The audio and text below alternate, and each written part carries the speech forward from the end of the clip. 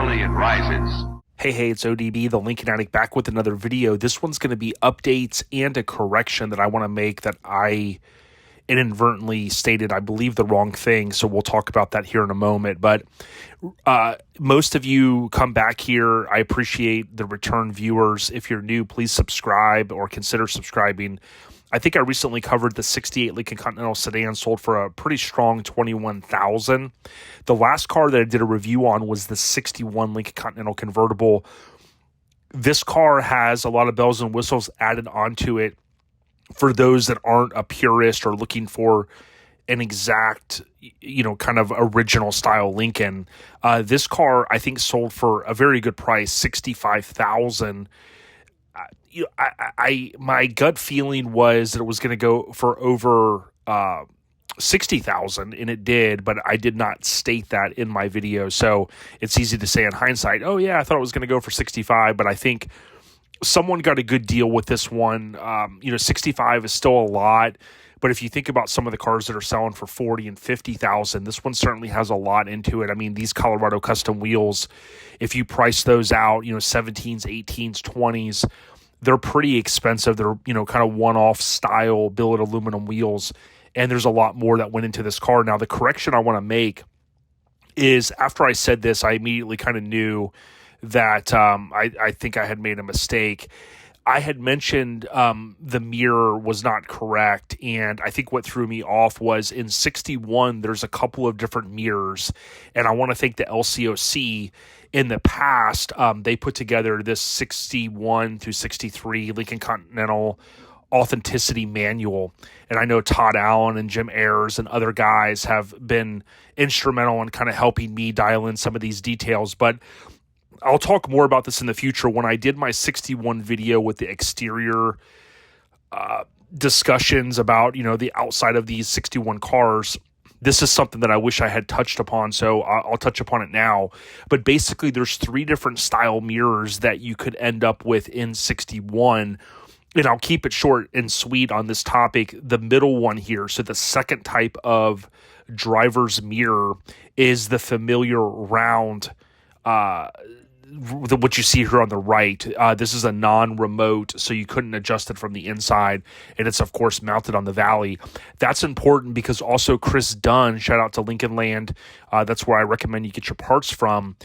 Chris has also reinforced to me this one that you see here. This was a trapezoid mirror that was only adjustable from the outside. It was mounted on the driver's side belt molding, which you can kind of see here. So I'll talk a little bit more about that in the future. But just to be clear, that this mirror was the correct mirror. Now, of course, it had a passenger mirror, and just to be clear, the passenger mirrors were not available even as an option in this year. Later on down the road, it becomes kind of a rare option in the later 60s, but basically you have companies that replicate the driver style mirror, and you could purchase those. I think I may have even mentioned it, but that's something that I wanted to correct. But with that being said, I think, again, a very strong price. I would hope that the gentleman is happy with what he got here.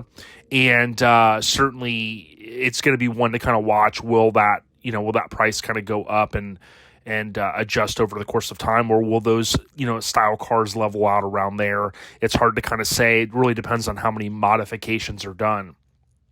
Now, speaking of that, before we briefly touch upon this 67, I want to mention Larry Heibloom had reached out to me the other day, and you may recall about a year ago, I think it was May of 2023, this very car sold for, basically they were able to hammer a deal out right at $150K. I think the actual price was slightly less than $150 that displayed on Bring a Trailer.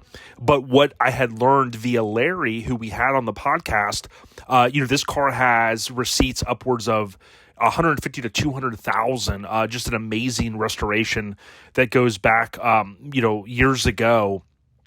And I had learned from Larry that this car was going to come to Florida, and you can see here that's where it resides now. And believe it or not, this is the way they go. John Cashman famously says, around and around they go.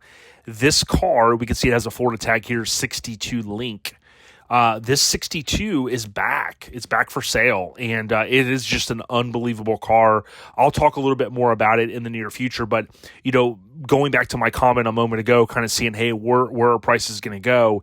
It'll certainly be interesting for me to see within the next 48 hours, give or take, will this car eclipse that 150,000 mark that it said about a year ago? Now, again, I know some of you might be scratching your head going, how could this be a $150,000 car? Well, I'll link to the review that I did about a year ago on that car, and it's truly amazing. If you're looking for a stock Lincoln, and you're a big fan of the 61, the 62s, and the 63s, certainly this one's in the middle of those 3 years, and it is truly an extraordinary car. So I'm kind of surprised that it's back. And, thanks, Larry, if you happen to see this, you had reached out the other day.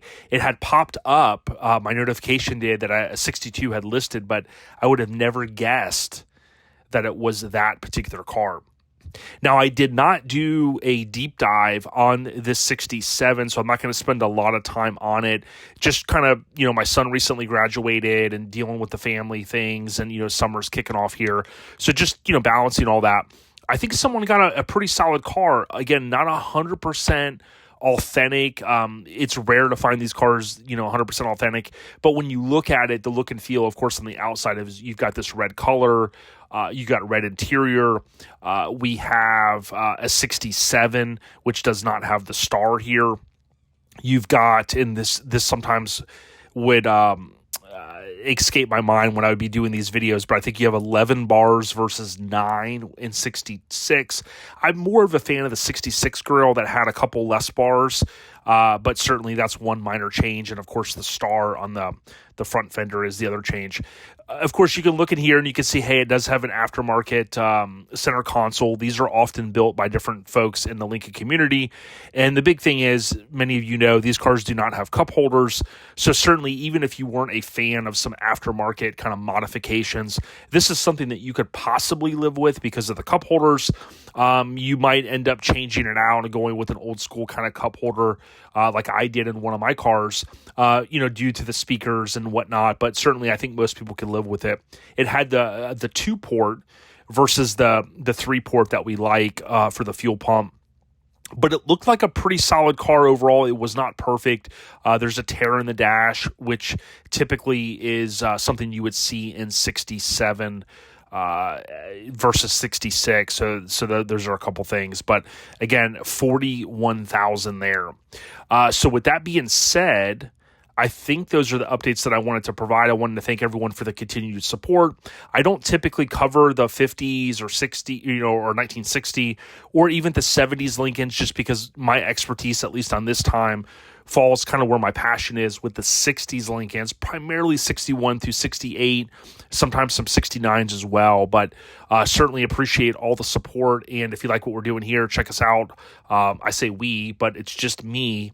Lincoln Addict Podcast, any way you find podcasts, or you can go to my website, lincolnaddict.com, and you can find ways to listen right there. It's free, and some of the newer episodes are all available here on video, including my recent episode, which I'll go to now.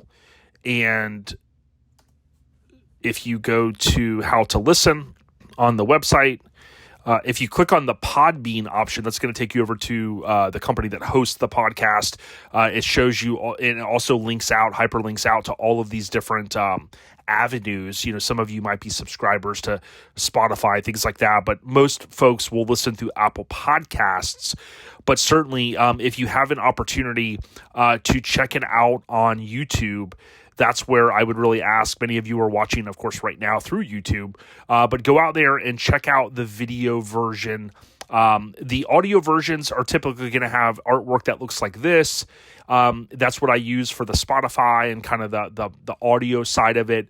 But this version here, which I'll pause, the version that has kind of the more, the bigger thumbnail, that's going to be the video version.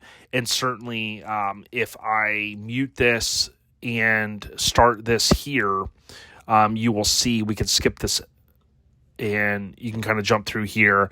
And what I do is I cover Ford's Magic Skyway that ties into the 64-65 World's Fair. I also talk about some of the pre-activities, including the Mustang, believe it or not, that launched at pretty much the World's Fair in Flushing Meadows in April of 64. Of course, there was a teaser announcement before that. I cover a lot of that in the video. I talk about the Magic Skyway, of course, which is kind of the bread and butter of the story of the video in terms of what I cover. But there's a lot of good stuff out there, and certainly if you can watch it all the way through, that helps the channel. Thank you so much for all the support. Again, LincolnAddict.com will land you here on my main website. Take care, everyone, and stay on the rise.